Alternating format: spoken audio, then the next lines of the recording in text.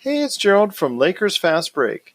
Anchor is the easiest way to make your next podcast. It's absolutely free, and their creation tools will allow you to record and edit your show right from your phone or your home computer. Anchor will then distribute your podcast for you so it can be heard on great podcast outlets like Spotify, Apple Podcasts, Radio Public, Google Podcasts, and many more. You can even make money from your podcast with no minimum listenership. It's everything you need to make a podcast all in one place. So download the free Anchor app today or go to anchor.fm to get started on your next podcast.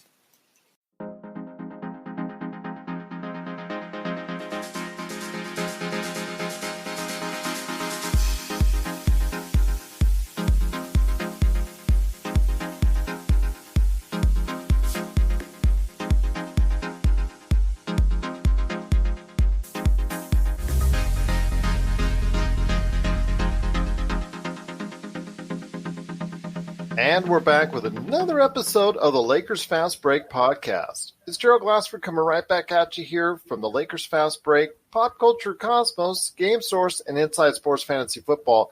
Thank you so much for listening to all of our great programs. A lot of stuff going on around the world, but for Lakers fans, I'll tell you what, it was definitely a great weekend with not only one, but two major statements made out to the NBA that the Lakers are for real, that they shouldn't be an afterthought in this three-team race that a lot of people are talking about when it concerns the Bucks, the Clippers, and the Lakers, and how the Lakers were a distant number three. Everybody was on the side of the Clippers and thought they were so good. And you know what? They are a great team. Let's get that out of the way right now. They've got a very, very good roster. So is the Bucks. The way that Giannis Antetokounmpo can take over a game, their three-point shooting. Both those teams have got a lot to be proud of. But you know what? This weekend, the Lakers have got a lot to be proud of, too, because they proved without a shadow of doubt that they are here, and they're here to stay.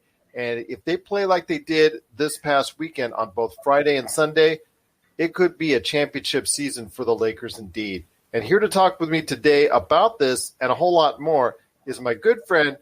I know him as Tom Wong, but you know him as the man behind LakerHolics.net. You got to catch it today and be part of the conversation at LakerHolics.net. Here today, adjusting his microphone as we speak, right here, right on the audio, and I do apologize for that.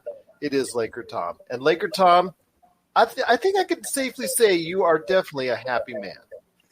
Boy, it's hard to keep a smile from breaking my face, Gerald. I was listening this morning to a couple of other podcasts, and everybody's so excited, and I'm just taking my little morning 3-mile hike, and I don't think I stopped smiling the entire time, just talking Lakers and listening to everything that's happening. I think the Lakers threw the gauntlet down to the rest of the NBA and said, if you want a championship, you got to go through here. And I think LeBron James threw the gauntlet down to Giannis and to Kawhi, saying, if you think you're going to take the crown away from me, you got another thing coming. Absolutely. There was a statement that was definitively made by the Lakers this weekend. Cannot thank everyone for joining us. Want to go ahead and give a quick shout out to our stations, including RTF Sports Network, where we're on every Tuesday night at 9. So you check us out there, rtfsportsnetwork.com. Plus also as well, the Discovery Community Network, we're on there as well. Cannot thank both those stations enough for being on. Plus, if you get a chance, please give us that 5-star review on Apple Podcasts or wherever you get your podcasts. And we cannot thank you enough for listening if you're listening on your podcast app as well. Just cannot thank you enough for doing that. It was a great statement by the Lakers that was made this past weekend. Let's go with Milwaukee first, because that was something that I think a lot of people were gearing up for as a possible finals outlet. I would just say this, that the way they went ahead and isolated Antetokounmpo in that second half and made it so much more difficult for him to go ahead and make his attempts and drives to the basket and forced him to go ahead and make others try to go ahead and take the shots was truly an outstanding way to go ahead and play against Giannis. I mean, you don't have to have one person guarding Giannis. The way they trapped him, they made him work. yes, at times there was Caruso, at times there was KCP, at times there was LeBron guarding Antetokounmpo. They threw different looks at him, but in all, there was a group effort to make others win the game for the Bucks, and unfortunately for them, but fortunately for us, it didn't happen. It's two remarkable coaching jobs, I think, by Frank Vogel this weekend, and different strategies in both games. What really jumped out at me, though, is that I went back and looked at the NBA stats for the two games. The Lakers' defensive rating for those two games was 96.2. That's almost an unheard of rating in the league now when everybody's over 100 for their normal games. And a big part of that was LeBron James accepting the challenge. I remember at the start of the year, a lot of people were laughing when Anthony Davis said that he challenged LeBron James to join him on the first team all-defensive NBA team. There will be a terrible misjustice if LeBron James is not on the first team, because he actually took the challenge when AD got into foul trouble against Giannis and basically did a terrific job guarding him. You saw over and over, Giannis would drive down into the key, bump LeBron, try to shake him off so that he could go up and dunk the ball. And almost every time he ended up taking a fadeaway shot, not attacking the rim, not getting into the basket, forcing to pass the ball outside. It was just all NBA defense by LeBron, who showed that he's still not done as far as being one of the great defenders in the league.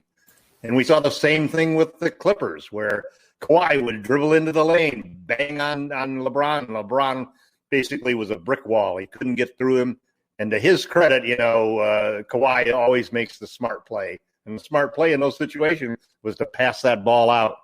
LeBron basically was just fabulous in both games. AD came back in the second half of that game against Milwaukee and basically showed really that the Lakers have two all-stars. I think that was the story of the Milwaukee game. Two all-stars are better than one all-star. Two superstars are better than one superstar. Yeah, you don't want to go all-stars because I think Chris Middleton is an all-star. Yeah, I agree with that. Superstars is the term. Yes. It was a 2-against-1 battle, and Giannis, as great a player as it was, I think LeBron James has turned the conversation over the weekend as to who is the front runner for the MVP at this point in time. You and I had both stated on our previous episode before these games even happened that we thought that LeBron was the MVP. For me, it was different reasoning. For me, it was just the fact that LeBron is having such an incredible year and is so much older, and the different age difference. For me, that was the deciding factor. Yes, I know Giannis is having an insane statistical PER type format that is not being approached by anyone at this point in time. And of course, his team is doing so well overall in the standings. But to me, it was the deciding factor was just the fact that in his 17th year, LeBron is playing such outstanding basketball, playing point guard even though he's played point guard, quote unquote, essentially for most of his career, he's actually playing it officially for the first time in his career and leading the league in assists for the first time in his career and just doing so many things to help the Lakers. And the fact the Lakers have been so porous off the court, with him off the court, I think that's probably to me the reasons why I had him ahead of Giannis just by a little bit in the MVP race. For me, I just, it got reaffirmed for me this past weekend, where LeBron stands as far as the MVP is concerned. And wouldn't you know, all the analysts who were predicting and solidified Giannis as the MVP kind of changed their tune a little bit. They're kind of leaning towards LeBron. They're kind of talking about LeBron more. They're kind of saying, maybe hold on a second. LeBron should be the MVP. And, yeah, that's great that the tides are turning. Also on the Lakers as well. Oh, wait a second. It may not be the Clippers, Milwaukee after all. Oh, you know what? The Lakers do. We have, listening to certain individuals out there, Bill Simmons go from, I think the Lakers are now the favorite to go. He wasn't saying that, a short time period ago. But you know what? It is just great to see. As far as LeBron on the first team defense, he can play at that level. You saw it this past weekend. He hasn't been playing it all year because he has increased his output at times, but there have been other times I've told you where he plays the worst man that's out there, and he'll like be 10 feet off and the guy shoots a 3-pointer or whatnot. So his overall rating dips down. So I'm sure people look at the defense. Load management, man. Load management. That is load management, but it also takes away a little bit from that. But when you see him turn it on both ends of the floor, he could turn it on like nobody else. Yep. There was an interesting comment by Simmons that I thought was just wonderful. He said he came to the Staples Center expecting the fan mix to be 50% Clippers fans and 50% Lakers fans. He said it was 70-30 Lakers fans to Clippers fans in a Clippers home game. It is a remarkable performance by LeBron James. But it wasn't a one-man game. And what really stands out is that the Lakers shot for those two games 26% from deep. That's right. Just absolutely horrible. 33 shots per game in order to you just basically have to take threes because you got to make a certain number of threes to just pay in the game. But they were awful from the 3-point line, but still managed to. The difference was you got to remember analytics is 3 components: free throws, layups, and 3-point shots. That's right. And the Lakers went to the free throw line like crazy. They were among the top teams in the league in those 2 games for going to the line. And James, who's only shooting a little under 70% for the season, canned 12 out of 15 and 12 out of 14 shots from the line. AD did his normal, always hitting 10 of 12 and so forth.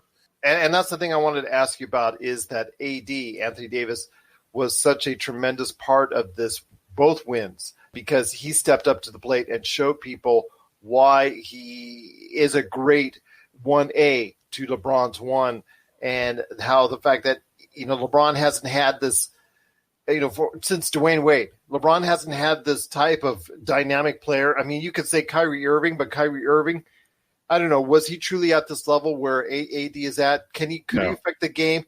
I mean, late in the game as a penetrator, as someone who could create his own shot, Kyrie Irving, you got to give him his props. Incredible player doing that.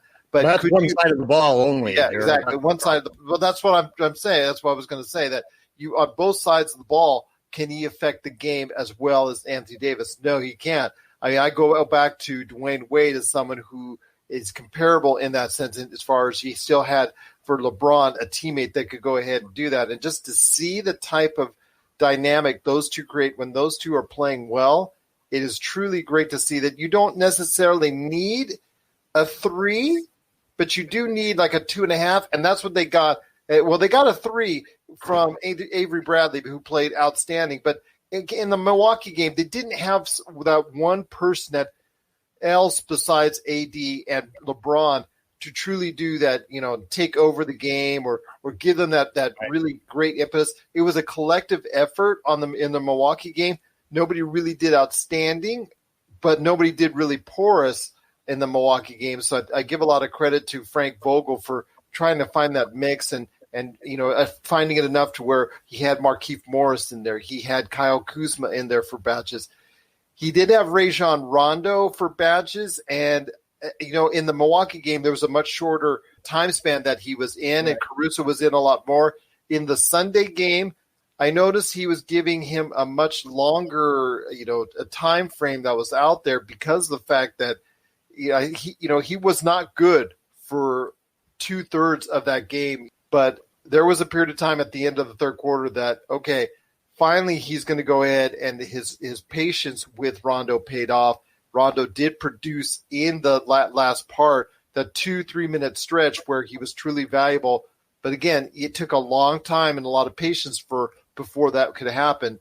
Caruso and also as well Dwight Howard did not play in the second half, which I was surprised to see, but it worked out very well because then you force AD, Anthony Davis, to be in the 5 spot at center.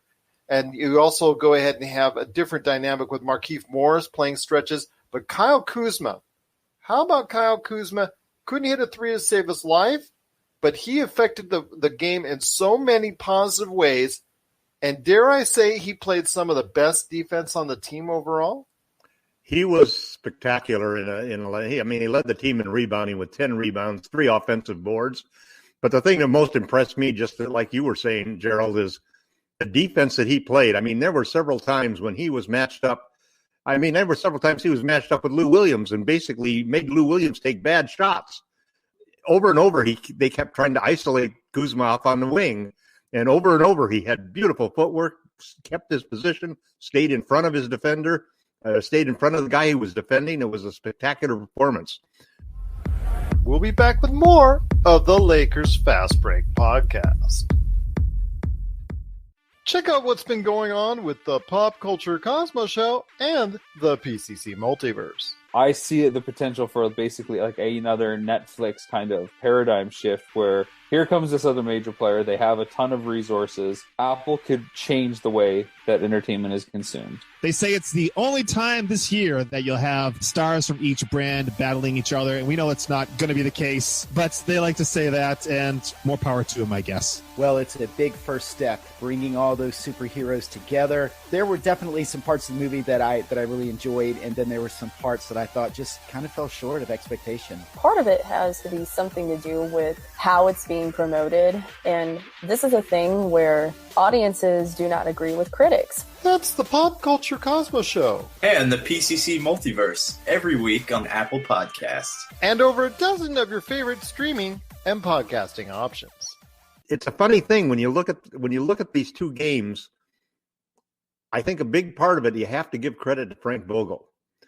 In the first game, the big difference in these two games than the rest of this Lakers season has been that when LeBron went to the bench, the Lakers actually came out and played extremely well. And that's always been our Achilles heel all season long, that our net rating was actually at one point negative when AD was on the floor and LeBron was off. And I'll say this. At first, it looked like it because I was going to text you and send you a message, via Twitter that said Rondo in, lead gone. Because that's just the part where screaming at him in the first half of the game yesterday.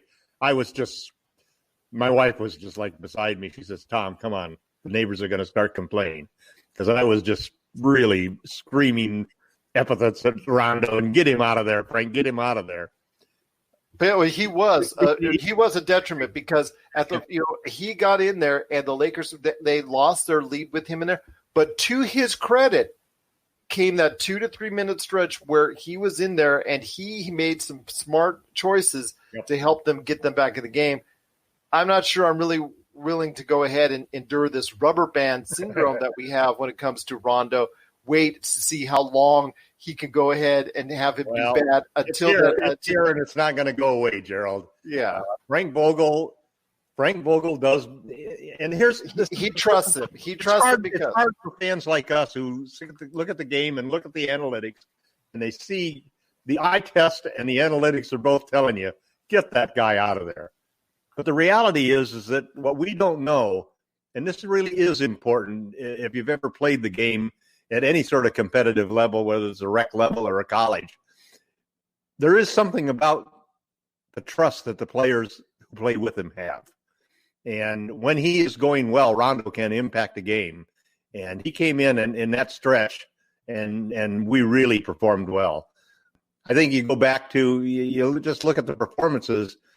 It's interesting. There were some big changes in these two games because we didn't see a whole lot of JaVale McGee. We didn't see a whole lot of Dwight Howard. And in a certain respect, we didn't see a whole lot of Alex Caruso. And Caruso and Howard had horrible net ratings for the game yesterday. They were in the 40s and 50s. They just did not make an impact at all in the game. And you look at one of the things that really stood out to me in the Clippers game is the 5 best net ratings that we had were the 5 guys who started the game. LeBron, AD, Danny, even though Danny Green looked like he wasn't there, man, great net rating. Part of it because he was along with the other guys who were doing well. Well, he was in there just for Bradley. Avery Bradley, just terrific, and then you look at contributions across the board. Markieff Morris played some center. We played 60% of the 48 minutes against the Clippers with AD at center or Morris at center. And those lineups paid off. Remember our arguments about who was the better Morris? Well, yesterday there was no question about it. Markieff contributed 4 points, had a positive net rating, got some rebounds, played excellent defense, and Marcus basically couldn't hit the side of a barn. The only break Marcus got all day was in the bad charging call that should have been called charging on him in that play where he went into LeBron. And I go back to the same thing I was saying then. Marcus may be the better player of the two of them, but for what the Lakers need and the role that they have to play, Markieff is the perfect fit because he can play the 5. He's got that extra weight that his brother doesn't have, a little bit of height and so forth, and he's just a perfect fit for what the Lakers need. It's going to be interesting seeing Frank only played 9 players in the second half of the game.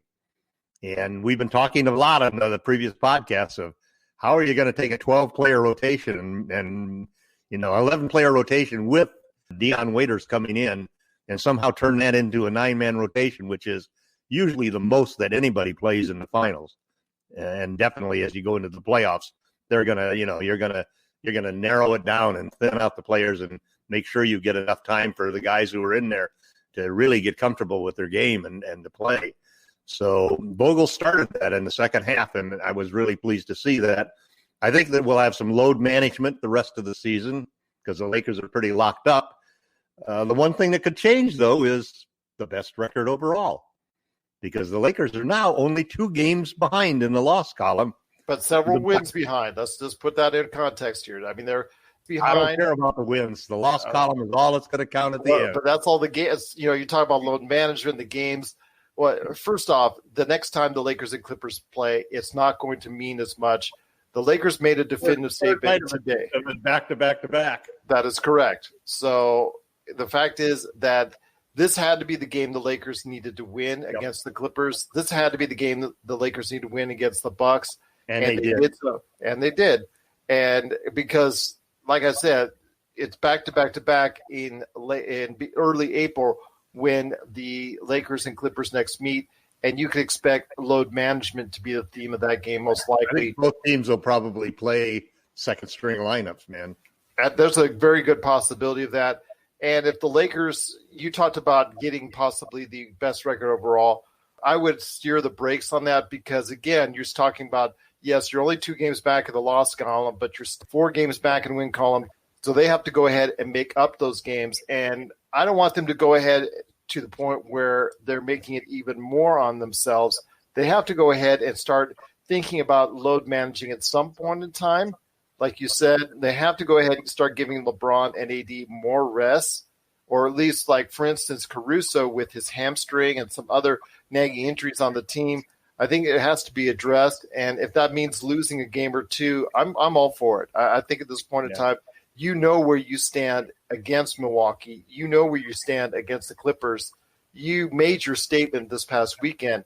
Whether or not you win the overall, best record in the NBA, that to me is irregardless of the point that you're trying to make, is that you can match up with these teams. And in a 7-game series, all bets are off on who's going to be the favorite because it could be anyone's turn.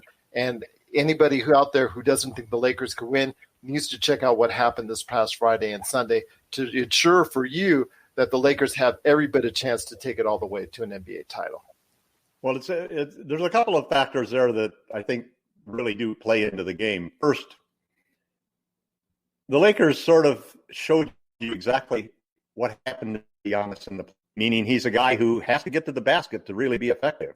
He didn't shoot 4 or 5 out of 8 3-pointers like he did in the one meeting and the only time he did during the entire year against the Lakers so that they would win that game. So he basically got to a point where he couldn't get his shot. He couldn't get his normal shot inside of the paint, inside of the restricted area. And you saw him missing key shots as he went down the stretch. And that's what happened to them in the playoffs last year. That's why they didn't make the finals. So I think that there's you don't have to assume. I don't assume that they're going to be the team coming out of the East. Frankly, I think that the Celtics and the Raptors both have a chance to upset them going into it. Then you add another factor in there, which is there's going to be one more game that Giannis doesn't play, and then he gets evaluated again as to whether or not they want to do anything about the problem he's got with his knee. So there's a chance he could miss 2 or 3 more games. And I don't think the other thing is that the Lakers have shown that they can do load management and still win against sub 500 teams. So I'm not ready to give in on this whole thought that the Lakers might end up with home court advantage all the way through the playoffs. If you have a chance to get that, that's something you want to have in your back pocket, because the finals could swing. I mean, the Bucks, if they show up, or the Celtics, if they show up, playing against the Clippers is a whole different thing, because every game's a home game for the Lakers, frankly. But when you play against the Eastern Conference teams and you got to travel out there and you're playing at a different time zone in the morning and so forth, those home court advantages could be really critical. So I think that the Lakers will still keep their eye on it. I don't think they're going to do load management to the extent that they're going to accept losses. I think that instead they're going to figure that we're deep enough so that we can cover getting LeBron some time off and getting AD some time off, getting anybody who needs it some time off. And I think they're also going to be doing some playing around with seeing what happens with waiters and so forth. So I think that that's still an open issue, that there's still a chance. There's still, what do you got, 20 games left in the season? A lot can happen in 20 games, and if Giannis is really injured and misses 5 or 6 of those games, because the Bucks aren't going to take a chance. They have an 8.5 game lead. They're not worried about the home court advantage against the Lakers. They want to get to the finals, because they need to get to the finals in order to make sure that Giannis signs some sort of contract with them. If they don't make it to the finals, he is gone. He is not going to stay again, and he won't sign a supermax this summer unless they get to the finals. They can get to the finals and lose, and I think still keep him. But if they don't get to the finals, it'll be because other teams are taking him down, and they don't even get to the level that they need to. So I think that's still up in the air as to whether or not the Lakers will pursue getting the best record. A lot will depend upon Giannis and whether or not the Bucks are able to survive without him. They have a good record without him, but they also lost the second game in a row after losing to the Lakers. And so that's a disappointing outcome for a team like that, who was supposedly so good when they didn't have Giannis. They were like, I think 7-1 or something like that. So we'll see. We'll see on that whole issue. Well, Antetokounmpo, he did tweak his knee in the Friday game against the Lakers.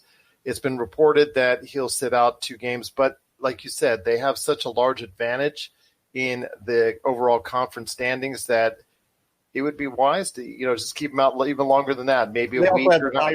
They also have the tiebreaker against us, because the tiebreaker, when you split the series, is the division record. And obviously we have the Clippers in our division, so we've lost 2 games there already. They have only 1 loss in their division. We've lost to the Clippers, and I think we lost one other team.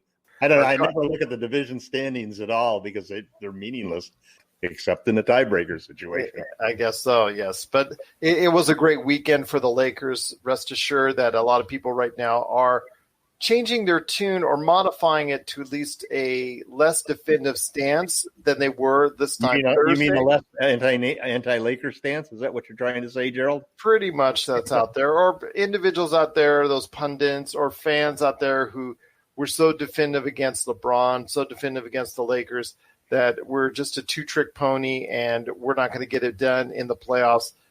I'm not saying that you have to say that the Lakers are the favorites in the NBA. But Vegas says they are, and Vegas says they were even before those games. So, but we got a lot of Laker fans who like to bet on their home team, man. And that's true, and that has to affect the odds in Vegas. It does, and it does spike up the odds a bit here. Everybody knows that. That's why you don't bet the Lakers. They must count on us as that extra revenue point. Yes, well, that was the old joke here in Vegas. That's why you don't bet the Lakers in the over, because so many people go ahead and bet on the Lakers, and it raises up the point spread for each and every game. Yep.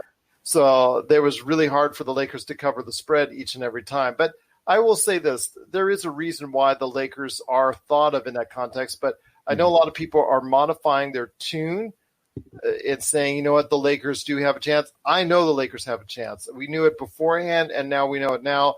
I think even more so. Than a chance. I think that the favorite. I just saw the Athletic just came out with their power rankings. Lakers first time in the Athletic power rankings, number 1 team. Now that's the Athletic. ESPN still has them number 2. So, and it's funny. Who do they have number 1? Who do you think? Milwaukee? Yeah, that's correct. We scored 18 straight points in Milwaukee to go from 9 points down to 9 points up and basically seal that game. Well, like I said, it's something that, is up for debate at this point in time. I mean, it is swaying the opinion. They have not seen playoff LeBron yet. No, we haven't, and that's what we're hoping for. We're just, at this point in time, that's why I'm not as firm on them going after the best record in the NBA, is because of the fact you have to keep LeBron and AD healthy, and you try to get them as much rest as you can, and in doing so, the overall record may suffer. I didn't say it will. I just said it may. And especially that, early, April, back to back to back. Yes, it's against Golden State. Yes, it's against Chicago. And yes, it's against the Clippers, most likely also doing their own load management. We're signaling the ref for a quick timeout, but we'll be back with more of the Lakers Fast Break podcast. Hey, listener, Dutch here from Voice from the Underground, the podcast. My co-host and I want to invite you to check out our little corner of the podcast verse. At Voice from the Underground, we talk about all the crazy happening around us and try to make a little bit of sense out of the nonsense with little to no results. If the idea of hearing three semi-intelligent, outspoken nerds talk about politics, social issues, current events, sports, movies, pretty much anything that we decide to talk about because, well, it's our show, appeals to you, grab your shovel and come on down to the underground, and then consult a qualified psychotherapist. Find us wherever you get your podcasts, just not where you buy your weed. Voice from the Underground. But still, at some point in time, those three, I was talking to somebody yesterday, and unless Milwaukee, unless we have shot at catching Milwaukee, we're not going to care about those games. And exactly, right there, Gerald. We'd throw one or two of those games away for nothing at any possibility. I mean, I was telling this individual that it could be seriously a point where the Lakers give up 2 of those 3 games just because of the fact that they're going to be doing their own load management. It all depends on 1 month from now. Where are they in retrospect to where they are against the Milwaukee in the standings? If they're right there with them, then that changes things a little bit, I'm sure, for LeBron. But if it's not, if they're like 3 games behind or whatnot, then you know what? Right. They're not going to do it. Yeah, the Lakers have one goal, championship. Absolutely. All of the other goals don't matter. And so, they'll look for their position and so forth. I'm hoping that the Clippers stay in the number 2 slot because that's basically where you want them so that you can both match up in the NBA, in the real NBA finals, which will be the Lakers versus Clippers, the Staples Center finals. Well, sure, a lot of Milwaukee 7 games at home. I mean, that's wonderful. Yes, it is wonderful. Have 7 home games with more fans than the Clippers. I don't see the Clippers falling below 3 at this point in time. Yeah. I know Utah is surging. Their season has just been all over the place. And they're surging right now. They're now in 4th, but they could easily overtake Denver in 3rd.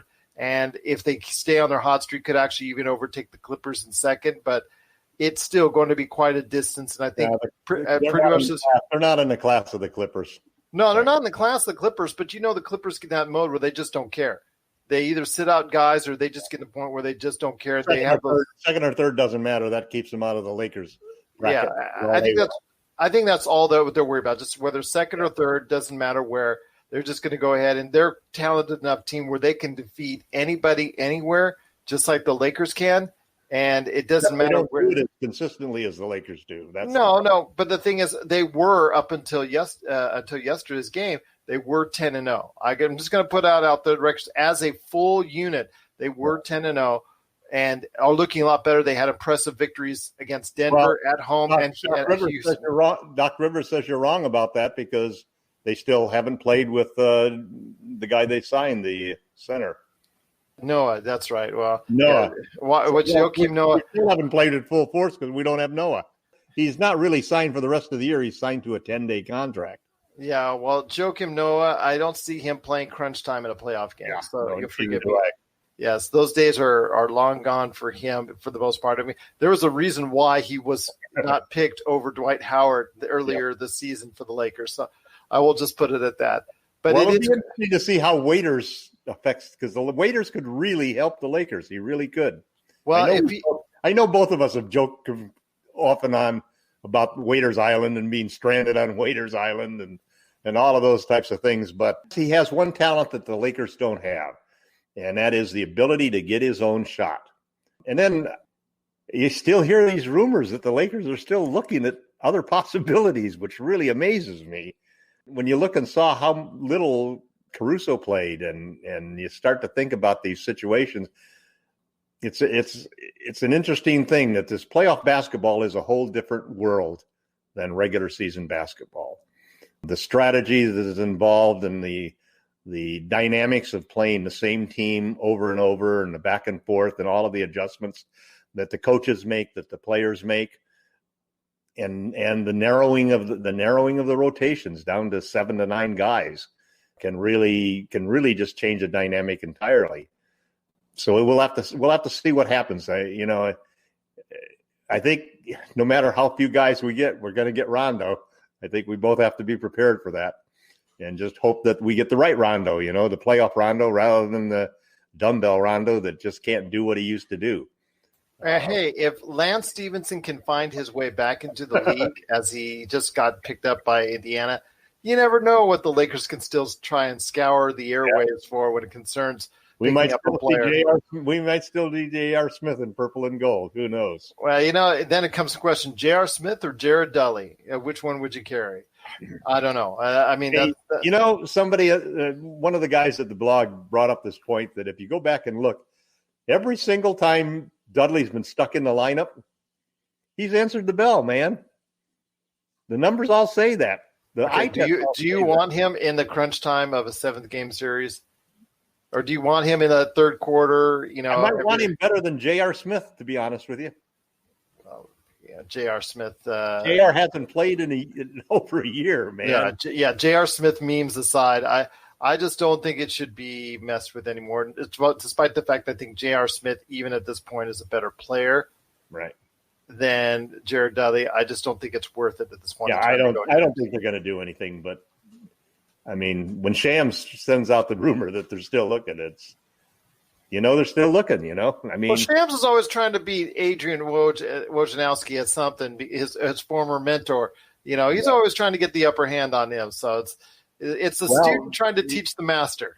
The Lakers have shut Woj out completely now. At this point, he has no inside track to the Lakers at all. He stops sending out tweets on that. Yeah, I believe me, I hear you on that. But I do want to again thank everybody listening on the RTF Sports Network. Check us out there if you haven't already at the rtfsportsnetwork.com every Tuesday night at 9, plus also the Discover Community Network. Or if you get a chance, please send us your reviews, 5-star reviews, if you can, on any podcast outlet you can, or Apple Podcasts, Spotify, or wherever you get your podcast.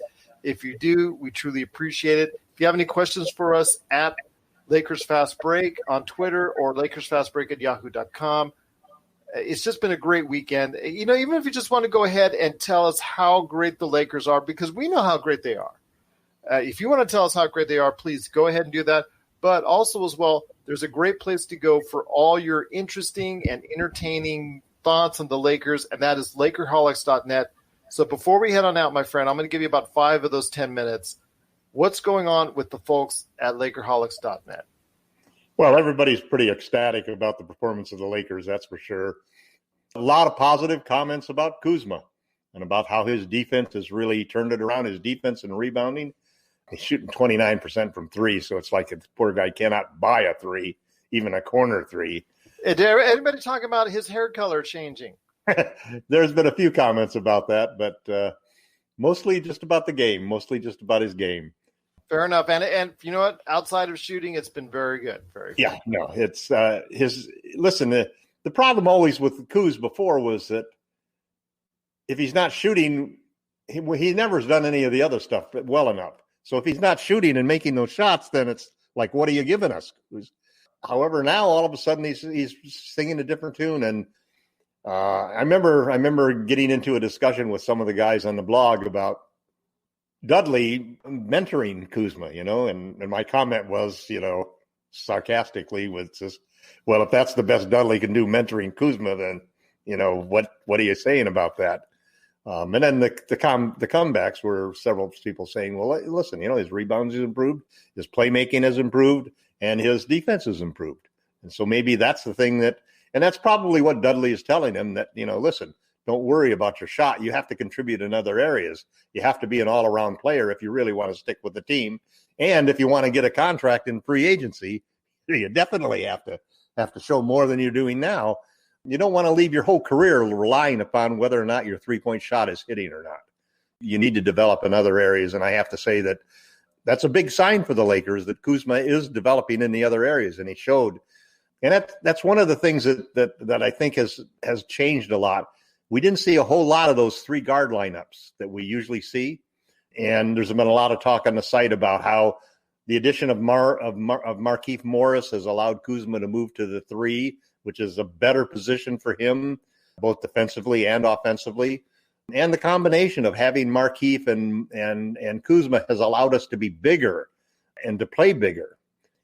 It's an interesting thing. Small ball is one thing, but small ball with 3 guards is a total different thing from small ball where you got a whole bunch of guys that are all 6'8" and lining up against 5 guys that are that height and so forth.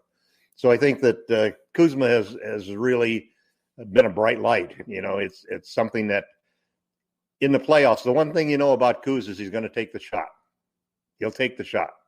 Even though he may not be confident he's going to make it, he's still not fearful of the moment, as some guys are. So I think that's a big plus. And we've got a versatile lineup, and we got some added depth now. I'm really hopeful that Waiters, and I like the way that they're going about. There's been a lot of discussion about Waiters and some positive comments on the blog about people who think that, well, listen, you got to trust the judgment of your personnel people, your front office and your scouts, who basically have looked at all around the league at who they can get, because I think Markieff Morris has proven that he's going to play minutes. He fits a need that the Lakers have size-wise, and also for a lot more playing with AD and Morris at the 5, especially against the tougher teams. It's hard to play, especially the Bucks, for example, and the Clippers. In the Bucks, basically, if you go with Markieff or AD at the 5, all of a sudden you take Brook Lopez off the floor, because he's not going to guard. His whole thing is protecting the rim and using drop coverages every time there's a pick and roll. He's not going to come out more than 5 feet from the rim. Well, what are you going to do when you're covering Markieff Morris or Anthony Davis out at the 5? Davis has been shooting over 40% since the first of the year from deep, and Markieff is shooting 40% from deep. So the changes that have been made by the office, by the front office, by Pelinka have been excellent. I'm hoping that they'll come through the same way with respect to Dion Waiters. And I'm hoping that he'll see some action in the playoffs. It'll be an interesting mix. I think we'll see 9 guys. I think we'll see a 9-man rotation, but it may be a different 9 guys. The last 2 guys may be different depending upon who we match up against and how the last game went. Well, it will be interesting indeed as we see the Lakers progress, and how much, especially the emotions and things of that nature. This week, we'll see if there was an effect by it, because, they do start off against Brooklyn in the home game, which they should win. But again, it could be one of those trap games where, the Lakers are just emotionally spent, and it's just hard getting up again for another team. So, maybe a little bit sluggish in that first half, but watch out in the second half if the Lakers go ahead and recover, because I see a little bit of a slow point, because you just can't come off of those 2 emotional victories and not affect you in some form or fashion. We've seen it so far from so many different teams. So expect maybe a little bit of sluggish first half against Brooklyn, but in the second half, look for them to pull it out. But again, they're probably one of those closer than it should be type finishes, against Brooklyn. But then on Thursday, we have Houston, and then after that on Sunday, Denver. So the schedule doesn't get too much easier, because even after that, after we talk next week, there's a double back-to-back against Utah. Right. So right now the schedule doesn't get much easier, but it is going to be something that the Lakers have proven already that they are willing to face up to the challenge. They're willing to go ahead and play off against anybody that they can to make it happen. They proved this weekend that they can match up against anybody. I mean, there was some question, even our own, LakerHolics.net, and with you, with me, with TJ, with everybody who's appeared on the show, there was always a question on whether or not, what if the Lakers can't match up against the Clippers. Well, they had to prove it this weekend against the Bucks and the Clippers, and they did. We'll be back with more of the Lakers Fast Break podcast. Get ready for Box Art, a gaming docuseries from Pyre Productions and Rob McCallum Films. If you love video games, chances are there's a box cover or cover image that you love and has stuck with you for decades. In our series, Box Art, we travel across North America to visit with the unknown illustrators and artists responsible for creating the most iconic gaming images of all time. What was once scheduled to be a 90-minute documentary is now a 6-episode season packed with unbelievable tales that paint a picture of the gaming industry you've never imagined. Just one of the many pop culture projects from Rob McCallum and Pyre Productions. One thing that really is hanging over everybody, I think, is the coronavirus situation. It's almost impossible to imagine, and I can understand LeBron's comment that, well, hell, if there's no fans, I'm not going to play. Can you imagine a game? We could be looking at the NBA playoffs with empty stadiums? It could be a possibility. I mean, we're already seeing EuroLeague games with empty stadiums. We're already seeing a lot of things canceled, events, sporting events, conventions, major events that are out there that are being canceled, South by Southwest or whatnot. Obviously, we've been talking about it on the Pop Culture Cosmos quite a bit because it's affecting the movie industry, and the entertainment industry as a whole, which, analysts are now saying could be as much of a loss worldwide as $5 billion or more, at least $2 billion in China alone. So people are talking about that, and it is something that's very serious and something that definitely the NBA is looking at. And the memos are being passed out constantly, so they are closely monitoring the situation and are first and foremost with the looking at the players and the fans' health. When do the playoffs start? Is it April 15th? In that a little bit after that, but yes, it's going to be something that they're definitely going to have to look at. We got a month to find out how bad the situation gets with the coronavirus before the NBA playoffs start. Absolutely. And we've got also another month before the NBA playoffs start to see where the Lakers' positioning's at. But no doubt, my friend, there's no doubt about it now. The Lakers can match up and beat anybody that's thrown their way. And it's great to see. No more talk about how they can't beat the Bucks. Yep. No more talk about how they can't beat the Clippers. They now have 20 wins against playoff teams, more than any other team in the league, including the Clippers, Bucks, anybody else. Well, the Lakers proved definitely without a shadow of a doubt that they can beat anybody out there. They have proved themselves to be a legitimate title contender. And if anybody out there has questions or wants to talk about how great they are, please, again, you can always send us a message at Lakers Fast Break or LakersFastBreak@yahoo.com, or share it on the best place to go for the Lakers conversation, Lakerholics.net. Well, LakerTom, it's been great talking to you as always, my friend. This week, more than most, I got to tell you right now, because of the outstanding performances from LeBron, AD, and the rest of the Lakers, Frank Vogel gets a big pat in the back from us for the way he went ahead and planned everything out for this past weekend. And definitely, the statement's been made, my friend, and the statement's been made loud and clear to the rest of the NBA. Thanks so much for being a part of today's show, my friend. Always great to talk to you. Next week, we've got more to talk about right here on the Lakers Fast Break podcast.